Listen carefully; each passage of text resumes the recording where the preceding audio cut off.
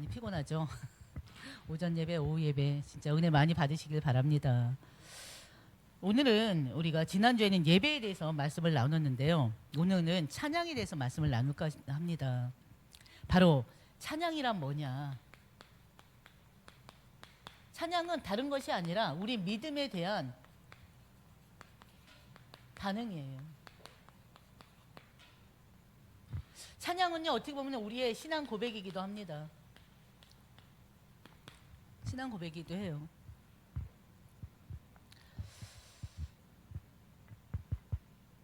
특히나 이 찬양은요, 다른 것이 아니라 우리 하나님의 백성들이 하나님께 드리는 찬미의 뭐겠습니까? 뭐가 올까요? 찬미의 뭐다? 제사입니다. 그 찬양에 대해서 우리가 이제 항상 찬양을 하고 있잖아요. 예배 시간에는 찬양이 빠지지 않죠. 예배 시간 찬양이 빠지지 않고요. 우리가 혼자 뭐 운전을 하든지 아니면 오랜 시간 동안에 길을 가든지 아니면 운동을 할 때나 아니면 장거리 뭐 대중교통 수단을 사용할 때나 그때 항상 이어폰으로 또 찬양을 듣기도 합니다. 뭐 찬양이나 아니면 말씀을 많이들 듣죠. 저 같은 경우 이제 말씀을 좀 많이 듣는 편이기도 하고 성경을 또 듣기도 하고 하는데, 그래서 찬양은 우리 신앙생활 하는 사람들로서는 절대 끊어지지 않는 그런 또 하나님을 향한 그런 찬미의 노래가 되기도 하고 있습니다. 여러분들은 과연 어떤 찬양들을 많이 하고 있습니까? 언제 내 입에서 찬양이 나오던가요? 보통 그리스도인들이 보니까는 기쁠 때, 그리고 하나님의 이제 역사를 체험할 때, 그럴 때 찬양을 많이 한다고 하더라고요. 혹시 절망에 빠져 있거나 아니면 문제가 있거나 우울할 때는 찬양이 안 나오나요? 근데 하여튼 거의 대부분은 기분 좋을 때, 기쁘고 즐거울 때, 그때 찬양을 더 많이 한다고는 하더라고요. 기억하시길 바랍니다. 찬양은요, 우리의 신앙 고백이에요. 하나님을 향한 신앙 고백이고 또 하나님께 드리는 찬미의 제사기도 합니다. 그래서 여러분들이 항상 찬양의 은혜를 누리시는 여러분들 되시길 바랍니다. 그렇다면 다시 한번요, 찬양이란 뭘까? 찬양에 대해서 우리가 이해하는 시간이 됐으면 좋겠습니다. 찬양은요, 원어로는 우리가 구약은 히브리어고 신약은 헬라어잖아요. 히브리어는 찬양에 대해서 5-6가지 단어들이 있어요. 5-6가지 이렇게 찬양을 의미하는 단어들이 있더라고요. 헬라어에는 이제 2가지 단어가 있고요. 그 중에 한 가지만 말씀을 드리면, 찬양은 히브리어로 할랄이라고도 합니다.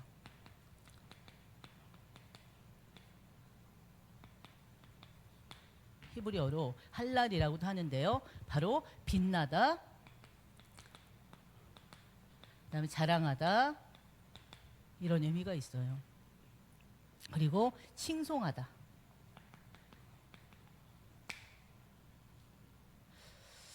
찬양은 단순한 노래가 아니잖아요. 세상에서 부르는 그 유행가요처럼 단순한 노래가 아니에요. 하나님의 존재를, 그리고 하나님의 위대하심을, 그리고 하나님의 행하신 일을 높이고 그 하나님께 영광을 돌리는 것입니다.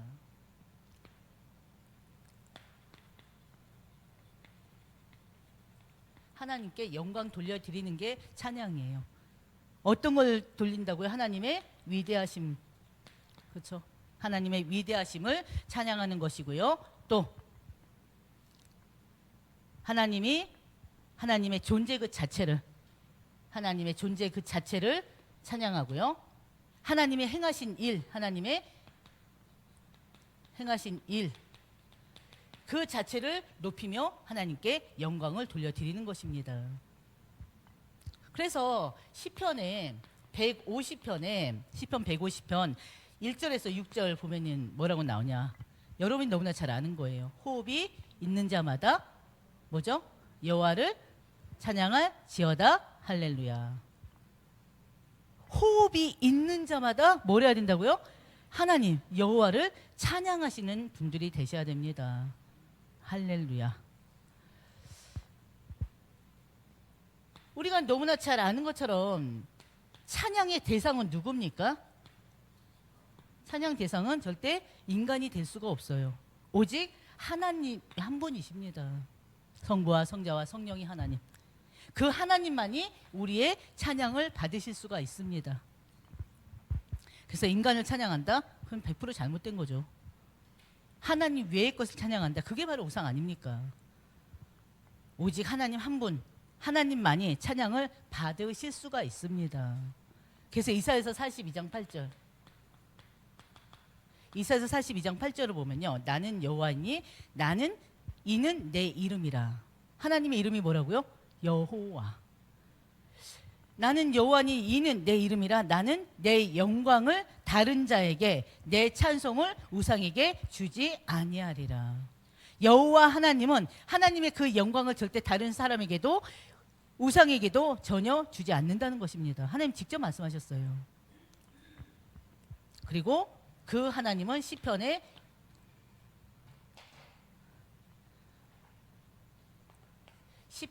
22장 6절, 시편의 22장 3절인 22장 3절을 보면요.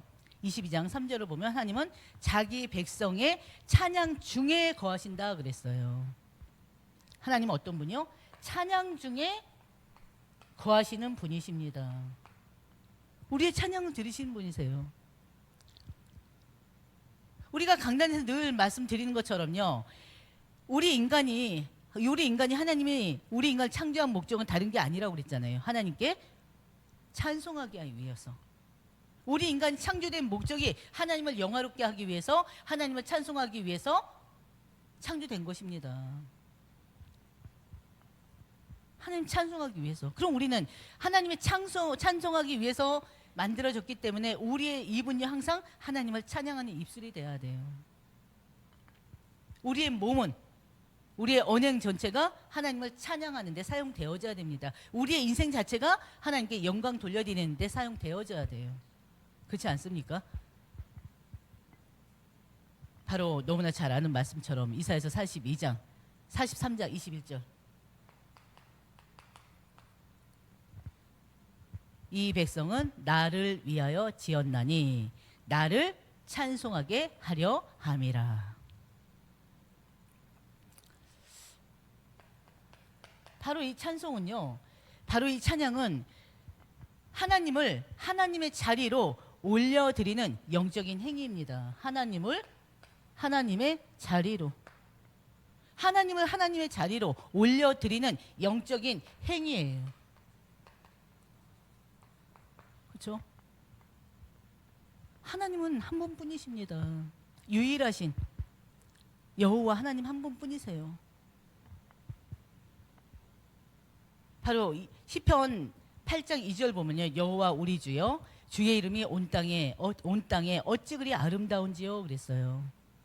다윗은 하나님을 찬양하길요. 다윗은 별과 달과 인간 존귀의 경이로움을 보면서 창조주 하나님을 찬양했습니다. 하나님이 계시한 저 모든 창조물을 보면서, 만물을 창조하셨잖아요. 그 만물을 보면서 하나님의 그 경이로움을 찬양했던 것이에요. 그 하나님은 어떤 분이십니까? 우리가 지금 수요 예배도 계속 모세오경을 봤는데도요, 보고요. 또 오늘 맥주절에 말씀을 나눴던 것처럼 하나님은 이스라엘 백성들을 400년 종살이에서 해방하신 분이십니다. 홍해를 가르신 분이십니다. 그리고 뒤따라오는 애국 군대를 어떻게 해요? 물리치신 분이세요. 이 모세와 미리암이 바로 그 하나님을, 구원의 그 하나님을 찬양했습니다. 바로 출애굽기 15장 2절에 여호와는 나의 힘이요 나의 노래시며 나의 구원이시로다.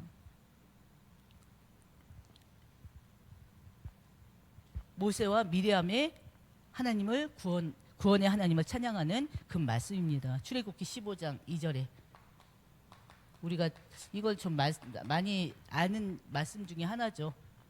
다시 한번, 여호와는 누구라고요? 여호와는 나의 힘이요 노래시며 나의 구원이시로다. 여호와는 여러분의 힘이십니다. 그렇죠? 항상 그 여호와의 여러분들의 힘이 되시는 그 여호와를 찬양하는 여러분 모두가 되시기를 주의 이름으로 축원드립니다. 그리고 또 이 찬양의 중심은 누굽니까? 찬양의 중심은요 오직 예수 그리스도이십니다. 오직 예수 그리스도예요. 히브리서 13장 15절. 히브리서 13장 15절 보면요. 예수로 말미암아 찬송의 제사를 드리라 말씀하십니다. 예수 그리스도의 십자가와 부활을 통해서 구속의 은혜로 우리가 하나님께 담대히 나아가게 됐잖아요.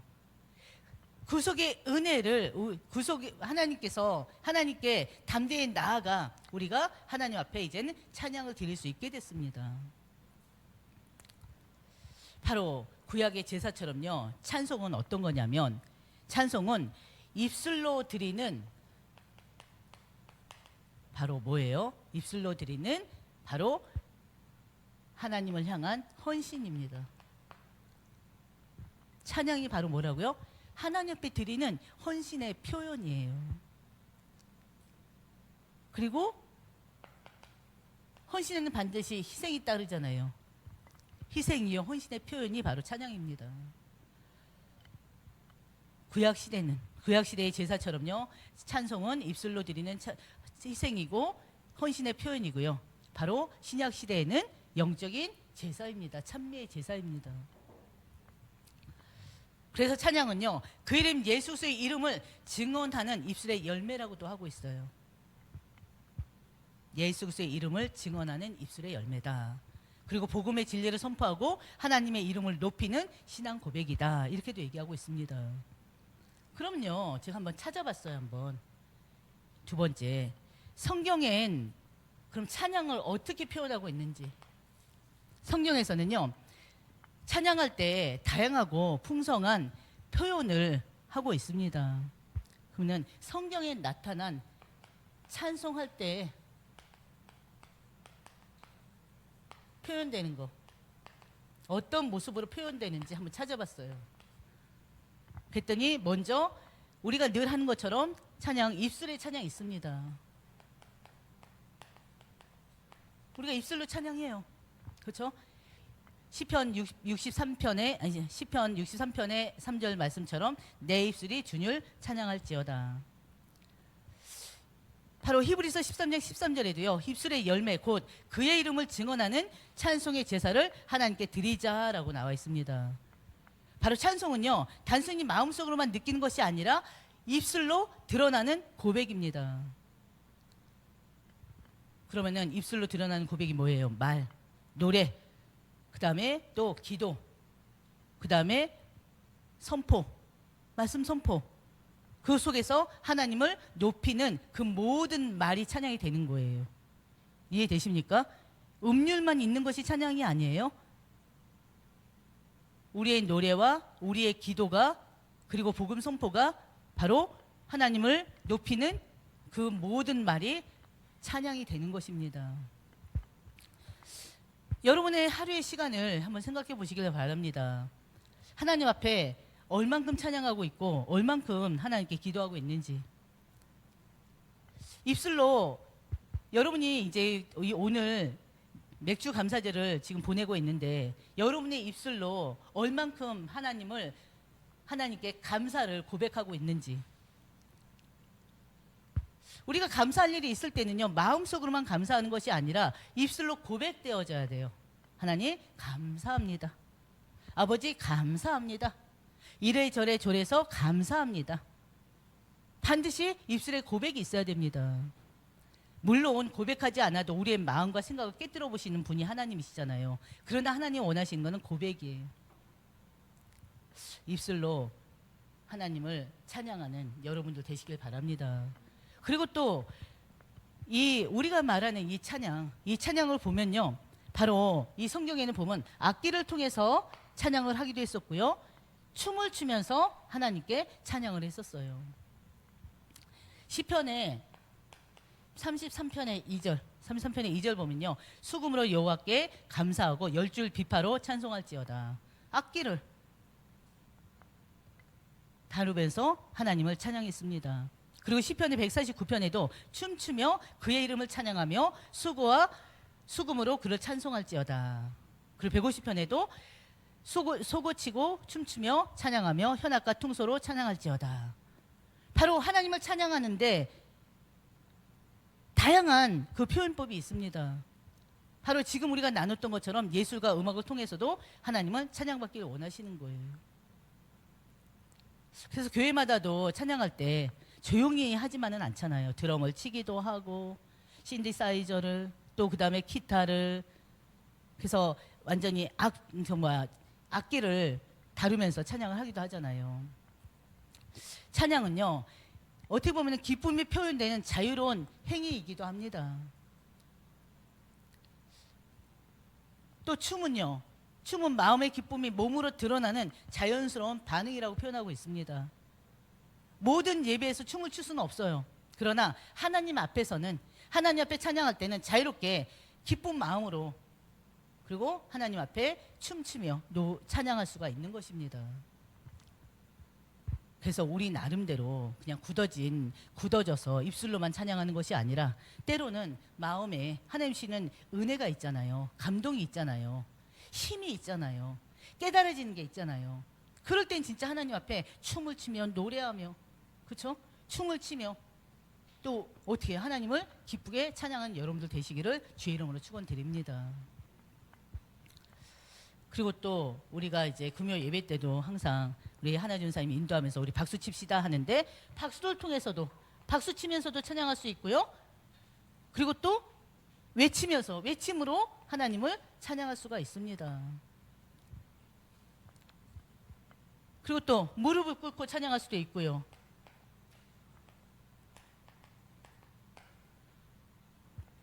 그리고 무릎 꿇고 바닥에 대고, 땅에 대고 경배하면서 찬양할 수도 있습니다. 그래서 우리 젊은 친구들하고 언제 한번 큰 찬양 축제들도 한번 가보려고 하는데요. 찬양 축제를 가면요, 찬양하는 사람들의 모습이 아주 굉장히 다양해요. 어떤 사람들은 막 뛰면서 찬양하고, 어떤 사람들은 막 춤을 추면서 하고, 어떤 사람은 바닥에 엎드려서 막 찬양하기도 하고, 기도하면서 찬양하고, 할렐루야 하고 막. 근데 예전에는 제가 그런 것들이 굉장히 좀 이렇게 받아들이기가 힘들었었어요. 예전에는 그냥 가만히 그냥 정말 얌전하게 찬양하던 스타일을 가지고 있었기 때문에. 근데 갈수록 이제 몸으로 나타나더라고요. 그 기쁨의 찬양이 이제는 때로는 막 이제 몸으로 나타나요. 근데 그런 찬양, 그만큼 은혜를 누리는 것입니다. 무조건 그렇게 해야 된다는 건 아니에요. 근데 찬양에는 이렇게 내가 은혜 받은 대로 여러 가지 표현들이 있다는 것입니다. 찬양은 단지 소리나 감정의 분출이 아닙니다. 우리의 몸과 마음과 영혼이 함께 하나님 앞에 찬양으로 참여하는 거예요. 전 인격적인 예배의 행위가 이런 식으로 나타나는 것입니다. 그래서 찬양은 하나님 앞에서 또 자신을 낮추고요, 경외하는 태도까지도 포함되고 있습니다. 기도할 때 무릎을 꿇고 말씀 들을 때 겸손히 자신의 죄를 또 깨달을 때, 그리고 또 낮아지는 태도 자체도 찬양으로 보고도 있습니다. 그래서 하나님을 높이는 만큼 우리는 낮아져야 되겠고요. 그리고 그 속에서 하나님 앞에 참된 정말 찬양이 시작되기를 주의 이름으로 축원드립니다. 그리고 찬양에서 가장 중요한 것은 어떤 찬양이 있을까요? 삶 전체, 우리의 삶 전체를 드리는 찬양이 있습니다. 그래서 우리 강단에서도 대예배 시간에도, 일부 예배 시간에도 말씀을 나눴는데요. 로마서 12장 1절 말씀처럼 우리의 몸을 어떻게 해요? 하나님이 기뻐하시는 거룩한 산 제물로 드리라고 했잖아요. 산 제사의 제물로 드리는 것입니다. 그러면서 뭐라고 했습니까? 이는 너희가 드릴 영적 예배니라 그랬어요. 입술뿐만이 아니라, 우리의 입술뿐만이 아니라 우리의 몸과 우리의 마음과 전 삶이, 모든 우리의 인생이 하나님께 향해야 됩니다. 여러분 어떻습니까? 여러분의 삶이 하나님께 향하고 있습니까? 그렇지 않다면 이 시간 회개하셔야 돼요. 우리의 몸과 마음과 생각과 전 인격이 하나님을 향할 수 있도록 기도하시면서 인도 받으시길 바랍니다. 특히 오늘 맥주감사주일 더욱 하나님께 감사하고 찬양하는 날이 되셔야 돼요.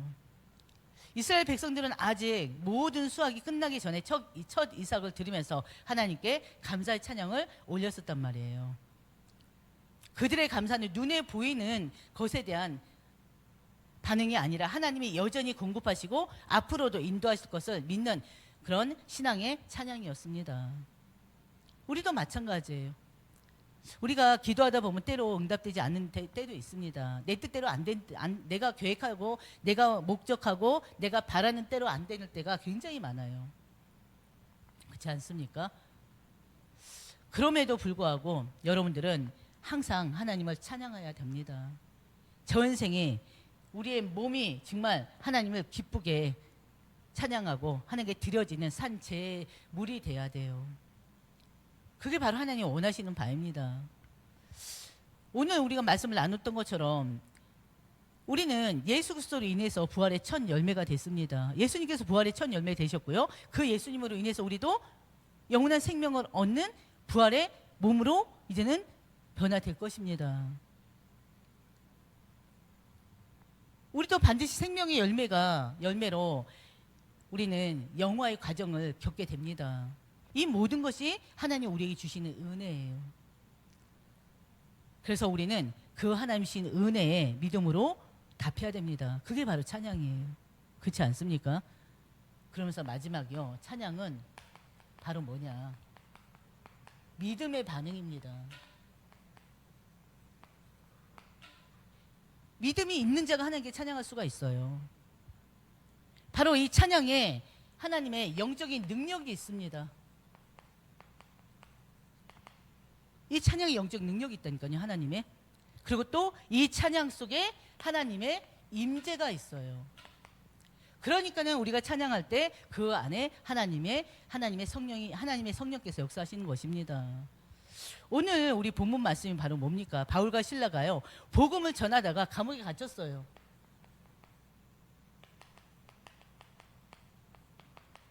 감옥에 갇혔는데 뭐 하다가? 복음 전하다가.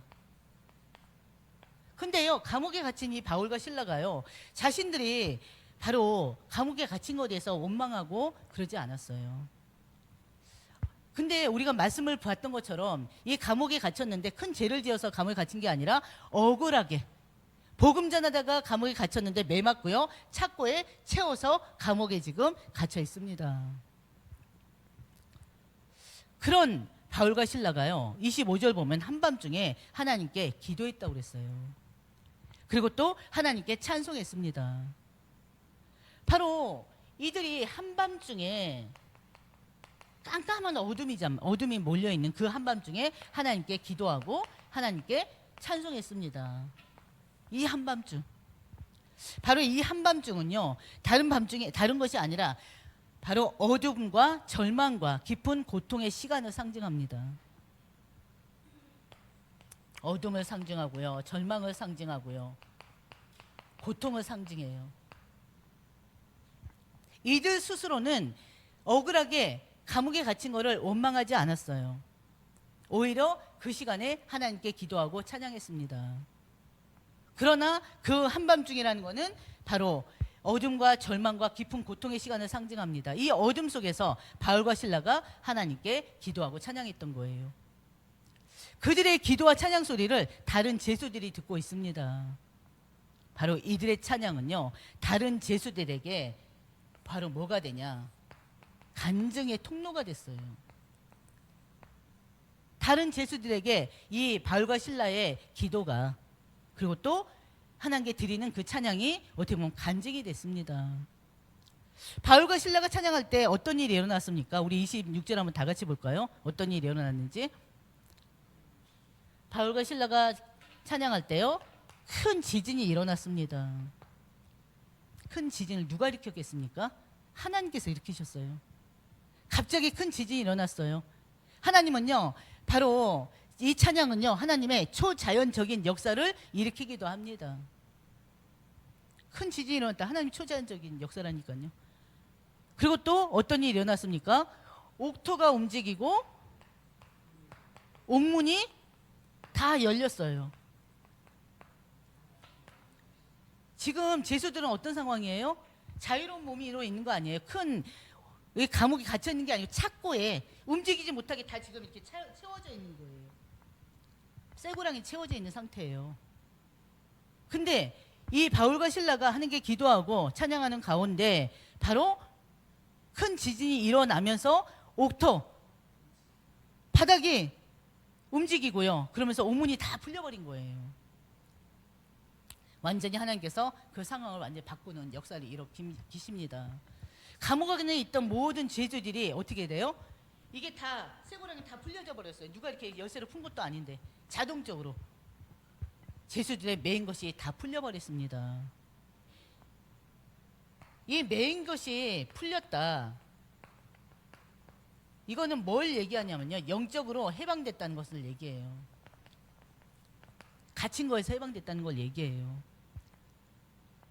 이것은 바로 또 뭘 얘기하느냐, 이 모든 것들은 바로 하나님의 능력과 하나님의 임재를 뜻합니다.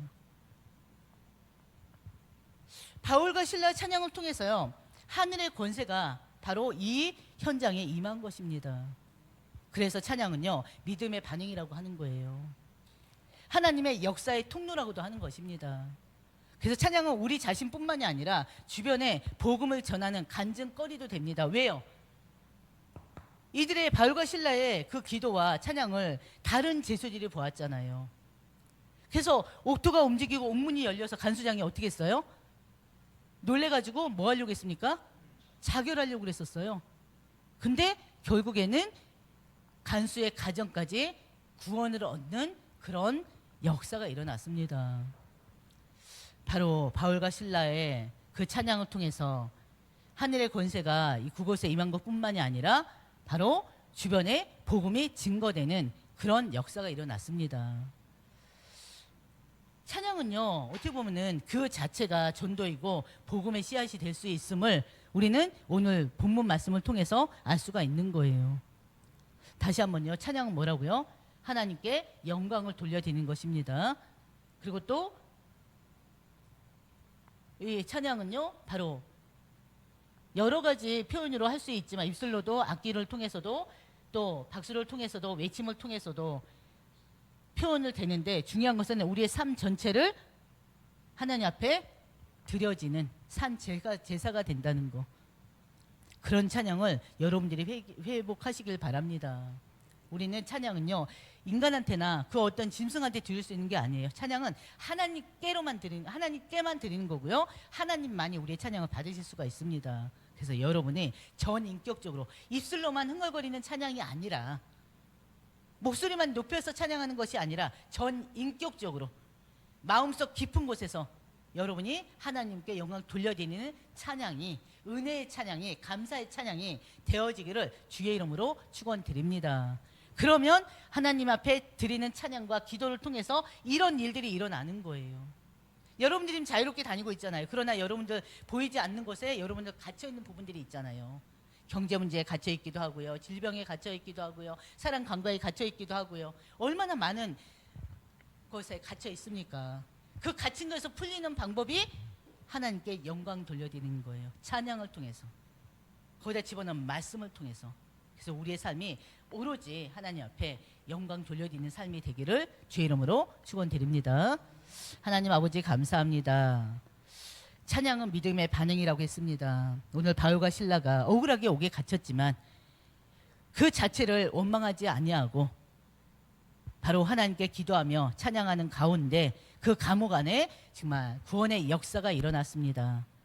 인간 세계에서 일어날 수 없는 일들이 그 감옥 안에 일어나면서 제수들이 구원을 얻고, 또 간수장이 가문이 가족이 구원 얻는 역사가 일어났습니다. 하나님 아버지, 우리에게 매일매일 하나님을 찬양하는 입술이 되게 해 주시옵소서. 입술로만 흥얼거리는 찬양이 아니라 마음속 깊이 하나님께 감사하는 찬양이 회복되게 해 주시옵시고, 하나님께 영광 돌려드리는 삶, 우리의 몸을 하나님께 거룩한 산 제사로 드릴 수 있는 그런 삶이 될 수 있도록 하나님 역사해 주시옵소서. 특별히 매추절을 맞이하여서 우리에게 하나님의 은혜에 따른 감사가 회복되게 하여 주시옵소서. 불평과 원망이 사라지게 하시고 하나님께 감사하는 삶이 매일매일 24시간 되어지는 우리 모두가 될 수 있도록 하나님 역사하여 주시옵소서. 이 모든 말씀 우리 주 예수님의 이름으로 기도드립니다. 아멘.